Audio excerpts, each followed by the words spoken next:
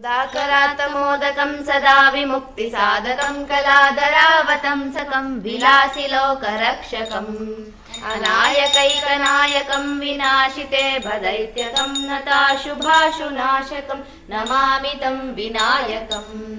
न तेतरातिभीकरं न वोदितार्कभास्वरं न मत्सुरारिनिर्जरं न तादिकापदुद्धरम् सुरेश्वरं निधीश्वरं गजेश्वरं गणेश्वरं महेश्वरं तमाश्रये परात्परं निरन्तरम् समस्तलोकशङ्करं निरस्तदैत्यकुञ्जरं दरेतरोदरं वरं वरे भवक्त्रमक्षरम्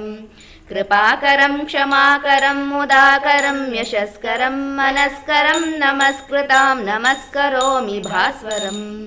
अकिञ्चनार्तिमार्जनं चिरन्तनोक्तिभाजनं पुरारिपूर्वनन्दनं सुरारिगर्वचर्वणं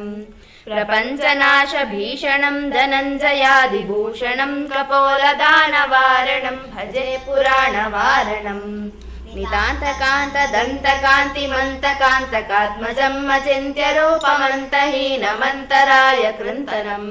हृदन्तरे निरन्तरं वसन्तमेव योगिनां तमेकदन्तमेव तं विचिन्तयामि सन्ततम्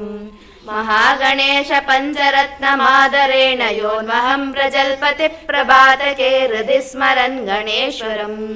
अरोगतामदोषतां सुसाहितीं सुपुत्रतां समाहितायुरष्टभूतिमभ्युपैति सोचिरात् समाहितायुरष्टभूतिमभ्युपैति सोचिरात् समाहितायुरष्टभूतिमभ्युपैति सोचिरात्।